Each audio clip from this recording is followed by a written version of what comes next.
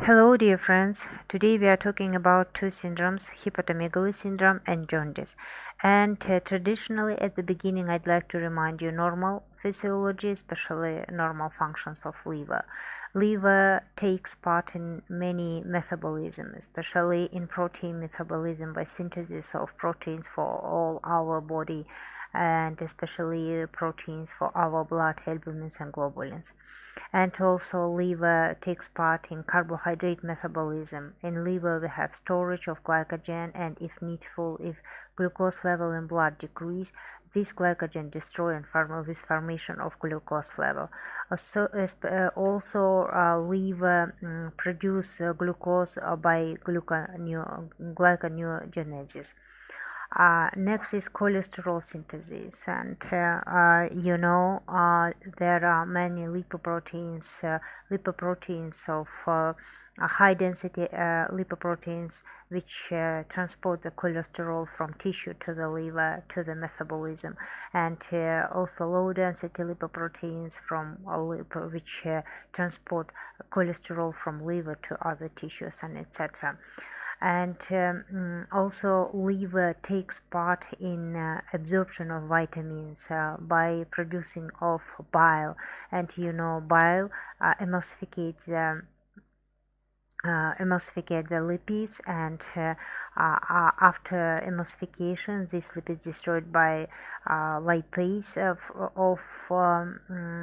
pancreas, and we have absorption of AD, K vitamins, and also liver has storage of B12 vitamin, which can cover our demand during 3 years. And also in liver we have destruction of hormones, especially hormones of glucocorticoids, and for example androgens, estrogens, they're destroyed in the liver. And also main function of liver, of course, this detoxification of poisons and toxins. Let's go to discussing first syndrome, hepatomegaly syndrome. You see here normal liver and enlarged liver. Hepatomegaly, when our liver become to increase its mass. There are maybe two types: displacement of upper border of liver and displacement of lower border of liver. Causes of displacements of upper border are hepatocellular carcinoma, abscess of liver, echinococcosis of liver, cyst liver, and hemangiomas of liver. And lower border of liver may displaced in case of congestion of venous blood in liver, for example in right ventricular failure, or in case of acute and chronic hepatitis, or cirrhosis of liver and cholestasis. Palpation of liver, the main method to detect the hepatomegaly process. During palpation, of course, in normal condition, may be palpable only lower edge of liver. During palpation, you can give characteristics to lower border location. It should be right subcostal region along the midclavicular line, and also we should assess the tenderness of liver. It may be tender or painful. Consistency, it may be elastic or hard, and shape or form of lower edge. It's normally may be sharp, or in an abnormal condition, for example in congestive heart failure, rounded shape, and surface, it will be smooth or rough surface. Also, after palpation process, you should of course percut the liver, and percussion of liver, especially by using of Kurlov's techniques, you can get 3 sizes of liver. You see by midclavicular line it should be 9 plus minus 1 centimeter, by interior middle line 8 plus minus 1 centimeter, and oblique line give us 7 plus minus 9 centimeter. And during diagnosis, of course, we should get the proven evidences of enlarging of liver. These evidences we can find, we can get by providing of inspection of a right hypochondric region and palpation and percussion, of course. And of course, the gold standard of investigation of hepatomegaly syndrome is ultrasound and CT scan, MRI. All these methods, they can visualization methods, they give us enlarging of liver. Whereas laboratory methods, in order to identify the cause of hepatomegaly, the level of bilirubin and liver enzymes, toxic substances of or antibodies to viruses, and etc. Laboratory methods, that's only additional and helping methods to detect the cause of hepatomegaly syndrome. Of course, we can use the magnetic resonance elastography, modern non-invasive method, to detect the scarring process in liver cirrhosis stages from F1 to F4, and liver biopsy also we use to detect the causes of liver enlarging. Next symptom is jaundice. This is yellowing of skin, sclera, and other tissues caused by excess circulating of bilirubin.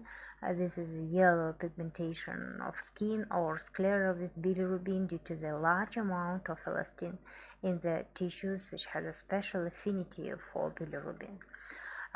Physical examination gives us a yellowish color of not only skin, also sclera and whole mucous membranes. Yellow coloring of skin, sclera, and mucous membranes, it's resulting from the increasing of bilirubin concentration in the body fluid more than 30 micromole per liter. Formation of bilirubin, to clear, detect, and prove type of jaundices. There are 3 types of jaundices. You should know exactly biochemical metabolism of bilirubin. About 250 to 350 milligrams of bilirubin forms daily. 70 to 80 derives from the breakdown of senescent RBCs. The remaining 20 to 30% early labeled bilirubin come from other heme proteins located primarily in the bone marrow and liver. Here you see from RBC formatted the heme, and heme and globulin and heme produce the unconjugated bilirubin, whereas by bloodstream unconjugated bilirubin goes to the liver, and after reaching liver conjugated with formation of direct bilirubin or conjugated bilirubin, and direct bilirubin goes to gut and formates the urobilinogen. From urobilinogen, 80% excreted in feces by formation of stercobilin, 2% excreted in urine by urobilin, and 18% has extrahepatic circulation, which goes to the liver again to metabolism. A normal bilirubin level. To detect, we use we have to check total bilirubin level, which is between these ranges to 20.5 micromole per liter. And of course, 2 fractions of bilirubin, direct bilirubin and indirect bilirubin. And you see mostly blood serum represented by indirect bilirubin. And here is normal metabolism of bilirubin after formation from hemoglobin. Erythrocytes or RBCs. RBCs life is from 100 to 120 days, and after this in macrophages in reticular endothelial system, RBC is destroyed by formation and degradation of hemoglobin, and from hemoglobin formated bilirubin. This is a non-direct or unconjugated bilirubin, and then in liver we have conjugation of liver, and then this direct bilirubin or conjugated bilirubin goes into the intestine with formation under action of anaerobic bacteria, formated urobilinogen, and then stercobilinogen under action of O2 formatted stercobilin and go to the feces and give can color the feces with special color, and urobilin, also formatted urobilin, but part of urobilin absorbed, reabsorbed, and goes to the liver. Parts go to the kidney, and goes formation of urobilin. We should differentiate from real jaundice. Keratinemia is caused by the presence of carotenoid pigments in blood, and it's accompanied by a yellowish discoloration of the skin, but not the sclera. In most cases, the condition follows prolonged and excessive consumption of these products. Keratin rich foods such as carrots, squash, and sweet potatoes, and mango, for example, and etc. Jaundice, there are three types: hemolytic, prehepatic, hepatocellular or hepatic, and obstructive jaundice or posthepatic jaundice. You see hemolytic jaundice, which connected with the hemolysis of RBCs, and hepatocellular connected with the liver pathologies like cirrhosis, viral hepatitis, and etc. And also obstructive or posthepatic was connected with the bile ducts. Let's start from discussing of hemolytic jaundice. On the pathogenesis lies overproduction mechanisms. Overproduction of indirect or unconjugated bilirubin. It may be caused by excess hemolysis or intra or extravascular. For example, it may develop during inherited or genetic disorders, acquired immune hemolytic anemia, autoimmune hemolytic anemias, non-immune hemolytic anemias, for example, in paroxysmal nocturnal hemoglobinurias, sometimes during ineffective erythropoiesis, anything called the overdestruction of RBCs. Overdestruction of RBCs goes directly to the goes formation of excess unconjugated bilirubin, which is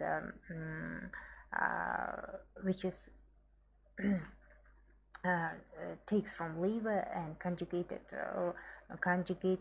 in liver and produce the excess conjugated bilirubin or direct bilirubin, which cause formation of excess formation of stercobilin level and also excess formation of urobilin level. And you see there are symptoms. Weakness, why weakness develop because of overdestruction of erythrocytes. RBCs cause anemia, that's why develop the weakness. Dark urine because of urobilin concentration increase and anemia. Icterus, of course, and splenomegaly because of the destruction of RBCs localized in spleen. That's why it develops splenomegaly. And laboratory tests give you urobilin level, urobilinogen level without bilirubinuria, urobilin increase in urine, and but no bilirubin level. Fecal and urine urobilinogen increase, hemolytic anemia, hemoglobinuria, and reticulocytes count as a compensatory reaction to the hemolytic anemia. Next is hepatocellular hepatic jaundice. Causes of this hepatocellular jaundice, there are chronic hepatitis, acute hepatitis, neoplasias, lymphomas, hepatic metastasis, any causes which result in destroying of liver cause hepatocellular or hepatic jaundice. Here we have normal erythrocytes level, but our liver is very weak and couldn't conjugate all normally formatted unconjugated bilirubin, and partially partially couldn't conjugate, and in blood we have increasing of both fraction of bilirubins, unconjugated bilirubin and also conjugated bilirubin, because by destroyed hepatocytes, conjugated bilirubin also may go to the blood.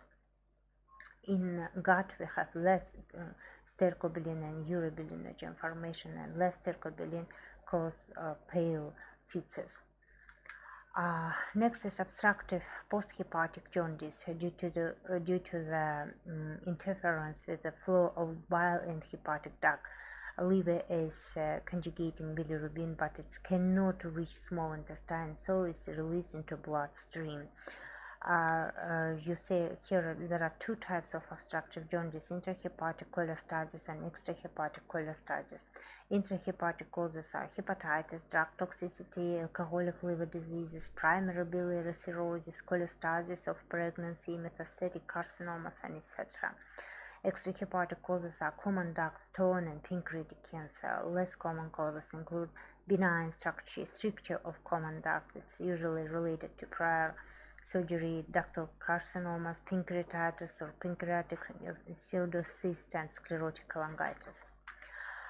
Here you see there is normal range of RBCs, normally conjugated in bilirubin, but couldn't pass to the gut because here is a bile duct obstructed. Because of bile duct obstruction, gut is empty from bilirubin, direct bilirubin, and of course not formatted the stercobilin, not formatted the urobilinogen. But here this is because of cholestasis. We have extension of bile ducts and rupturing of bile duct capillaries, and this conjugated bilirubin goes directly to the blood, and in blood increase of conjugated bilirubin, and which can directly go through the urine and formated urine bilirubin ureas. And also obstructive obstructive jaundice accompanied by two symptoms, also echolia syndrome and cholemia syndrome. Echolia, decrease or absence of bile secretion into the intestine. Clinical signs of echolia: steatorrheas, because no bile, that means no fat emulsification. That's why this results in steatorrhea. Fat, clear colored stools. Intestinal auto-intoxication and dysbacteriosis develop. Why? Because no bile acids in intestine, and normal action of bile acids also bactericidal. No bile that develop that dysbacteriosis and also auto-intoxication. And also if bile not produce or not emulsificate the fats, and no destroying of fats, and also deficiency of fat soluble vitamins develop, A, D, E, K. Next syndrome is cholemia, also accompanied obstructive jaundice. Cholemia syndrome: bile in blood, increased level of cholesterol, bile acids, and bilirubin. Clinical signs of cholemia: urine dark color, xanthomas formation due to excess of cholesterol, skin itching, pruritus, arterial hypotension, and bradycardia. Arterial hypotension and bradycardia develop because of action of bile acids on the sinus node. Bile acids suppress the sinus node and decrease heart rate. That's why develop arterial hypotension and bradycardia. And also in cholemia, increase irritability and excitability of the patient, and may cause depression, insomnia, increased fatigability, multiply subcutaneous hemorrhages. Symptoms you see: jaundice, dark urine, pale stools, and generalized pruritus. Chronic cholestasis may produce muddy skin pigmentation, excoriation from pruritus, bleeding, diathesis, bone pain, and cutaneous lipid deposits like xanthomas or xanthelasmas. And that's why let's differentiate these three jaundices: prehepatic or hemolytic, hepatocellular or hepatic, and obstructive posthepatic. Basic mechanisms of raised bilirubin is in prehepatic hemolytic extrahemolysis of RBCs. Hemolysis of RBCs cause increasing of unconjugated bilirubin, and here is urine bilirubin absent because unconjugated bilirubin not go or couldn't pass the kidney and go to the urine. That's why in urine there is no bilirubin, but urobilinogen increase because of excess production of direct bilirubin. Hemolytic anemia develop, and prothrombin time will be normal because liver is not damaged, and additional features of hemolysis and blood smear, reticulocytosis, low heptoglobulin, low hemoglobin level. This is all, and in prehepatic also may enlarge the spleen. Splenomegaly may develop. In hepatocellular, you see basic mechanisms is deficient uptake, conjugation, or excretion by hepatocytes because of hepatocyte damaging in all diseases and cirrhosis or hepatitis. Here we have increasing of unconjugated and both conjugated bilirubins, and urine bilirubin here is present. Bilirubin in urine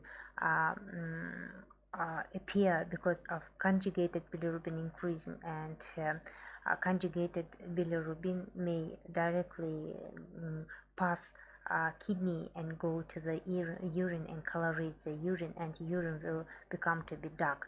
Urobilinogen variable, and it may first develop because of viral hepatitis, and prothrombin time may be abnormal, and also here may be increased transaminase of liver, ALT and AST, which give us cytolytic syndrome. And obstructive jaundice, deficient excretion due to obstruction of biliary tract, may here increase mainly conjugated bilirubin, present urine in bilirubin because conjugated bilirubin goes directly to the urine and colorates the urine. Urobilinogen decrease or absent, and common dark stone may be the prototype. In prothrombin time, they sometimes may be normal, sometimes abnormal. That's corrected with vitamin K, and here will be marked rise of serum ALP, and here is alkali phosphatase or gamma-glutamyl transpeptidase. Here is LT and ST, here is LP or GGTP. Next syndrome is cytolytic syndrome, which may accompany of hepatic jaundice. This is cytolytic syndrome. Cause of cytolytic syndrome are acute and chronic hepatitis, necrotic damage of liver due to trauma or toxic influences. This is all causes of cytolytic syndrome. Signs of course cytolytic syndrome we put according to increasing of enzymes AST, LT, GGTP, lactate dehydrogenase or alkali phosphatase. If you see this increasing of this transaminase, that means we have destroying of liver. Mostly destroying of liver give us aspartate aminotransferase AST, LT, and in case of bile duct destruction, intrahepatic cholestasis, increase GGTP and alkaline phosphatase. Thank you for your attention.